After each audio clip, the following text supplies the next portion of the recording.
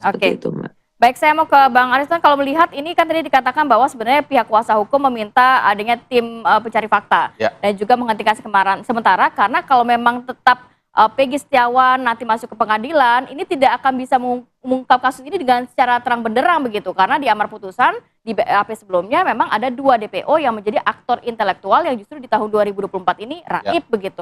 Nah, ini nanti akan seperti apa kalau secara proses hukumnya ke depannya?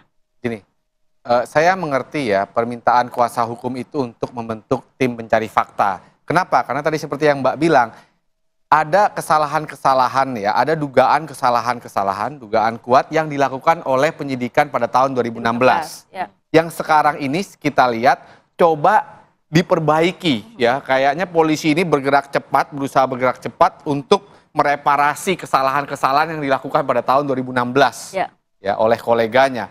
Tetapi begini, dalam situasi ini, jadi memang muncul ada indikasi konflik kepentingan, tendensi konflik kepentingan. Kenapa? Jadi yang pertama, bahwa betul polisi ini bergerak cepat karena tugasnya untuk menegakkan hukum yang sebenar-benarnya. Tapi jangan lupa, ada kepentingan lain. Kepentingan lain adalah menyelamatkan muka institusinya.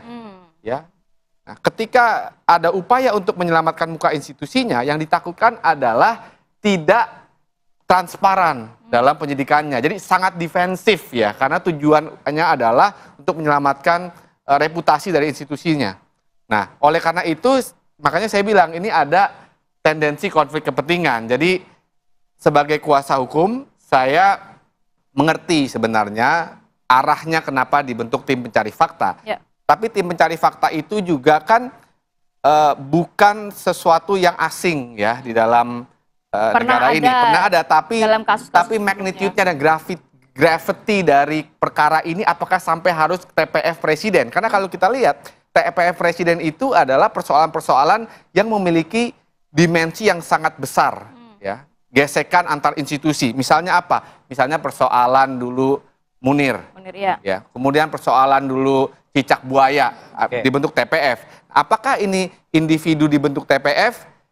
Saya nggak yakin. Kenapa? Karena dulu Sambo ada juga desakan. Skalanya kurang besar begitu. Sambo misalnya ada desakan. Tetapi argumentasinya kan adalah ini sistem peradilan Indonesia yang kemudian jadi pertaruhan di situ. Ini kan menyangkut orang banyak juga, menyangkut peradilan orang banyak. Saya setuju. Dijawab usai jeda. Oke. Kami harus jeda dulu. Kami kembali setelah kita di sini. Apa kabar Indonesia Pagi?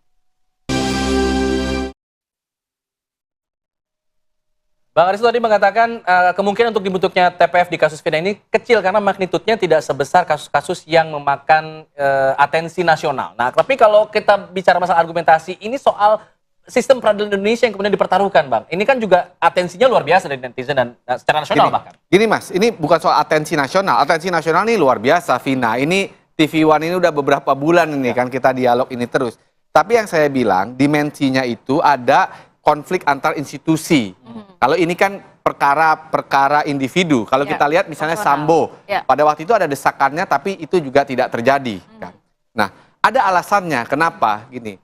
Karena kalau sampai membentuk tim pencari fakta, artinya itu secara langsung mendelegitimasi kinerja kepolisian. Artinya ketika seorang misalnya presiden mengeluarkan itu, artinya presiden sedang berkata bahwa polisi lo nggak bener, nggak mampu, lo nggak mampu. Ini gue bentuk orang-orang gue untuk memperbaiki, untuk mencuci piring kalian. Dan itu dampak politiknya panjang. Wah itu panjang. Itu artinya institusi itu tercoreng sehingga reputasinya akan juga tercoreng. Nah padahal salah satu tujuan utama yang selalu concern polisi itu kan supaya reputasinya dan kredibilitasnya itu naik. Kenapa? Karena dia pemegang kekuasaan yang tinggi loh di Republik ini. Kenapa? Karena kekuasaan penegakan hukum itu kekuasaan yang luar biasa besarnya dan instan kan. Kekuasaan menangkap orang, menahan, menetapkan tersangka, dengan mudahnya merevisi tersangka, merevisi DPO dari 3 kemudian jadi 1 yang dipertanyakan. Ini persoalan bahwa idealnya itu harus bisa dikontrol misalnya, dikoreksi oleh TPF itu sangat ideal. Tapi kehidupan birokrasi sosial politik kita itu ya dan hukum kita itu tidak sesederhana itu. Karena apa? Karena ada efek-efeknya. Ya, Bang tadi Ariston, yang saya katakan dugaan tadi. dari kuasa hukum kalau nanti tidak ada tim pencari fakta, kasus ini nggak akan terungkap kalau hanya Peggy Setiawan saja yang nanti diadili. Ya, itu valid. Buat saya itu valid concern itu. Kenapa? Tadi saya katakan, yang pertama bahwa ini ada indikasi konflik kepentingan. Ya. Konflik kepentingan yang pertama, Pak. Kepentingan yang pertama itu kan menegakkan hukum setransparan mungkin. Ya. Itu kan sebenarnya idealnya tujuan polisi.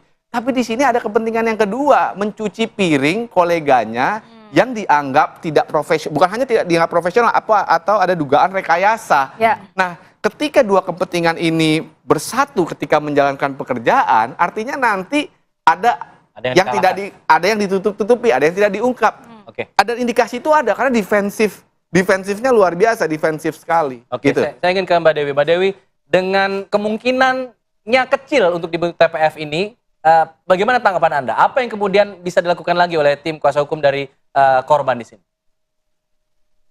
Ya, kami mengharapkan ada lembaga khusus yang menengahi ini, sehingga kenapa ini tidak jadi bola liar yang kemana-mana, seperti itu.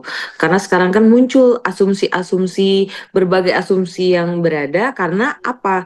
Tidak ada transparansi daripada pihak kepolisian untuk penanganan kasus ini. Jadi muncullah sehingga 2016 itu salah tangkap, tidak ada pemerkosaan dan lain sebagainya. Nah, itulah yang kami minta agar ada lembaga khusus yang dibentuk sehingga ini menjadi terang benderang. Karena kami kan sifatnya pasif, kami tidak bisa memeriksa dan lain sebagainya seperti itu. Kami kan hanya bisa mendampingi. Lalu siapa yang akan membuat ini menjadi terang benderang, sementara sekarang ini kepercayaan masyarakat berkurang akibat adanya asumsi-asumsi yang muncul seperti itu, Mas. Gitu. Ya, Mbak Dewi, menurut kuasa hukum, apakah tim khusus yang sudah dibentuk oleh Polda Jawa Barat ini tidak cukup?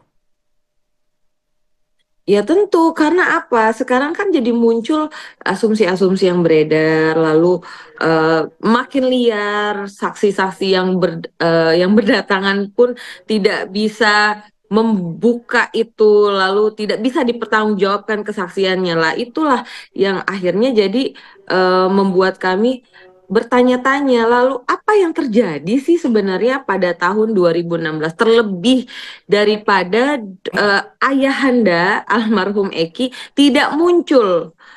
Sementara 2016 dialah yang mengetahui segala kejadian yang ada, seperti itu, Mbak.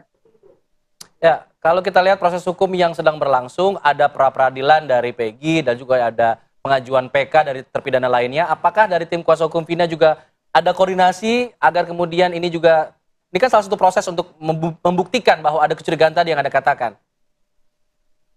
Ya tentu jangan sampai apa yang ada sekarang menjadi peradilan sesat. Artinya orang yang tidak bersalah dihukum bersalah, kan seperti itu. Nah, makanya kami meminta ada lembaga khusus yang menengahi ini sehingga apa fakta-fakta yang terjadi itu dibuka